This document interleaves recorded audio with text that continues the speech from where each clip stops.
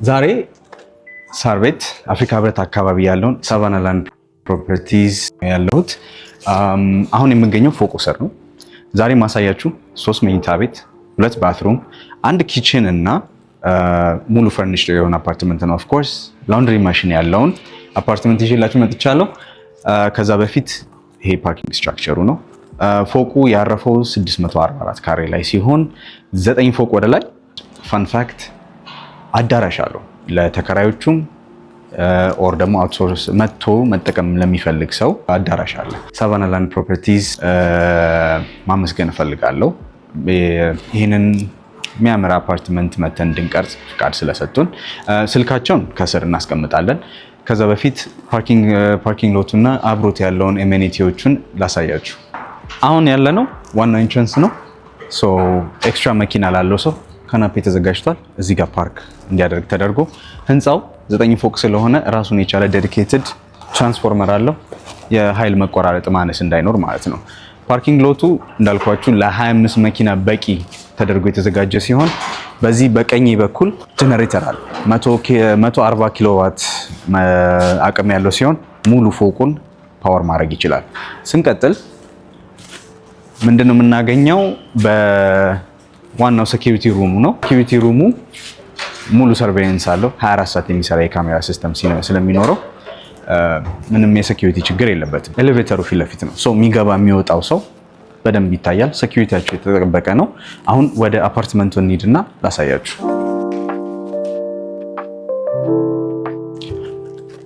ከሊፍት እንደወረዳችሁ ደረጃው ላይ የምታገኙት 3 ቤት ነው።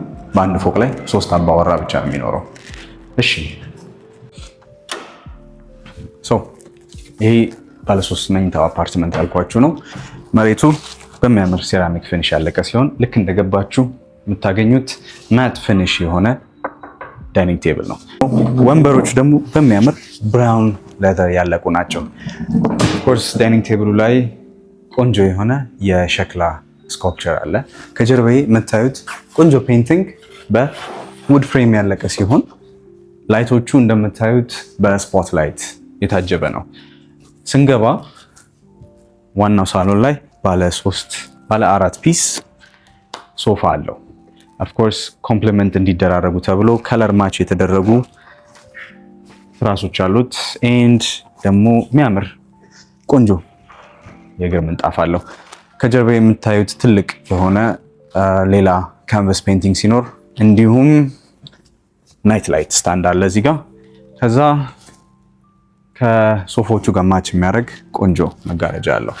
ይሄ ደግሞ የመጀመሪያው ባልከኒ ነው። ትልቅ ቪው ያለው ይህን ይመስላል። this is the first balcony in the house አብረን የምናየው። ከዛ መሀል ላይ ደግሞ ቆንጆ 2 ፒስ የሆነ ኮፊ ቴብል አለው። ቲቪው ከነ ቲቪ ሼልፉ ኦፍ ኮርስ ሼልፎቹ የተለያዩ መሳቢያዎች አሉት ለአክሰሰሪ እንዲሆን። እዚህ ጋር ቆንጆ የሚያምር የሸክላ ስኮልፕቸር አለን። እንቀጥልና ደግሞ ወደ ኪችኑ ላሳያችሁ።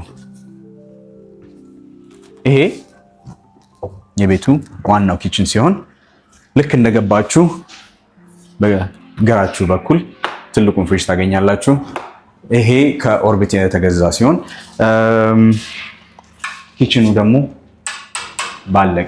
ያለቀው በማርብል ፊኒሽ ነው። ሶሪ ኦፕን እና ክሎዝድ ሼልፎች አሉት። እንደምታዩት ሙሉ ኪችን ካቢኔት የተዘጋጀ ነው። ውሃ ችግር የለም፣ 24 ሰዓት ይሰራል። ከጀርባዬ ስቶቭ አለ። ኤሌክትሪክ ስቶቭ እና ኦቨን ነው። ይሄ ሙሉ ራሱን የቻለ ነው። በዚህ ጋር ደግሞ ዋሽንግ ማሽን ብያችኋለሁ። this is it። ይሄም ከኦርቢት የተገዛ ነው። ይሄ በር is the second door ለቤቱ። እቃ ገዝታችሁ በእንግዳ ኖሮባችሁ መግባት ወይም መውጣት እንዳያስቸግር እንግዶቹን ይሄን በር መጠቀም ትችላላችሁ። አሁን ደግሞ ስንወጣ መጀመሪያ የምናየው ማስተር ቤድሩም ነው። ማስተር ቤድሩም ነው ይሄ። ልክ ስትገቡ በግራ በኩል ራሱን የቻለ ባትሩም አለው። እሱን አሳያችኋለሁ ስንመጣ። ስትገቡ መጀመሪያ የሚቀበላችሁ ኦፍ ኮርስ አትክልት አለ። ኤንድ በሚያምር ኤምዲኤፍ ላሚኔትድ ኤምዲኤፍ ቁምሳጥን አለው። ይሄ ሶስቱም መኝታ ቤት የምታገኙት አብሶሉት የሆነ ስታንዳርዱ ነው። መኝታ ቤቱ የሚያምር ውድ ቫርኒሽ ፊኒሽ አልጋ አለው። አይ ቲንክ ሜትር ከ50 ጊቭ ኦር ቴክ ይሆናል። ናይት ላይት አለው ከናይት ስታንዶች ጋር የሚያምር ካንቨስ ፔይንቲንግ አለው። ኦፍ ኮርስ እንዲሁም ላይቲንግ ያው ልክ እንደ ሳሎኑ ሴንተር ላይት እና ኤልኢዲ ስፖት ላይቶች አሉት። ይሄኛውም ልክ እንደ ሳሎኑ ማቺንግ የሆነ ድሬፖች አሉት። ከኮምፈርቱና መጋረጃው አንድ ላይ ማች ያደርጋሉ። ስላይድ ዶሮቹ ወይም ተንሸራታች በሮቹ በአልሙኒየም ያለቁ ሲሆን ቆንጆ ማት ፊኒሽ ሳውንድ ፕሩፍ ናቸው። ለሚሾዩ ይሄ ፊት ለፊት የምታዩት የሳር ቤት ዋናው አዲሱ ገበያ ማዕከል ነው። እንዳልኳችሁ ሳውንድ ፕሩፍ ነው ብያቸዋለሁ አይደለ? ሲዘጋ ድምጽ ይቀንሳል። ከመውጣታችን በፊት ባዝሩሙን ላሳያችሁ። ይሄ የማስተር ባትሩሙ የመጀመሪያው ሽንት ቤት ነው። ልክ እንደ ሌሎቹ ሽንት ቤቶች ኦፍ ኮርስ ቶይሌት ሲት፣ ቦይለር ኤንድ ቫኒቲ ሚረር ከነ ሲንኮ አለው። ሻወር ሄድ እና ቴሌፎን ሻወር አለው which is accessible። እንዳልኳችሁ ውሃ አይጠፋም። ስለዚህ በማንኛውም ሰዓት ሻወር መውሰድ ትችላላችሁ። ገና ቤቱ ዕቃ እየተሟላለት ስለሆነ who knows maybe ሻወር ታብ ባትታብ ሊኖርበት ይችላል። ስንቀጥል ይሄ ለቤቱ ሁለተኛው ባትሩም ነው። ልክ እንደዛኛው ባትሩም ራሱን የቻለ ቫኒቲ ሚረር፣ ሲንክ፣ ቶይሌት ሲት እና ሄድ ሻወር ከነ ቴሌፎን ፖሉ ነው። ይሄኛው ሙቅ ውሃ የሚያገኘው ቅድም ካሳያችሁ ቦይለር ነው። ይሄ ሁለተኛው መኝታ ቤት ነው። እችኛዋ ከሌሎቹ መኝታ ቤቶች አነስ ብላ ግን ከዛኛው መኝታ ቤት ከማያገናኛት ምን አላት? ባልከኒ አላት። አነስ ብላ የተሰራች ስትሆን ይሄኛው የባልከኒ ቪው የሚያሳየው ከዋናው መንገድ አፓርትመንቱን ነው። ልክ እንደ ማስተር ቤድሩሙ ይሄኛውም አልሙኒየም ፕሮፋይል ያለቀለት ሲሆን ኦፍ ኮርስ ሳውንድ ፕሩፍ ነው። እንዳልኳችሁ ሁሉም መኝታ ቤቶች የራሳቸውን የቻለ ቁም ሳጥን አላቸው።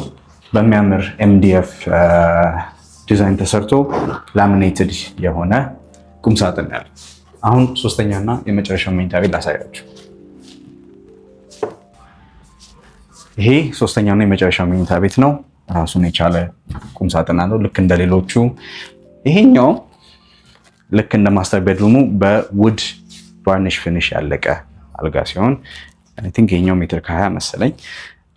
ይሄም ራስጌው ላይ ወይም ሄድሬስቱ ላይ ሌዘር አለው። ናይት ስታንድ በሁለቱም ሳይድ አለው። ይሄኛውም ልክ እንደ ማስተር ቤድሩሙ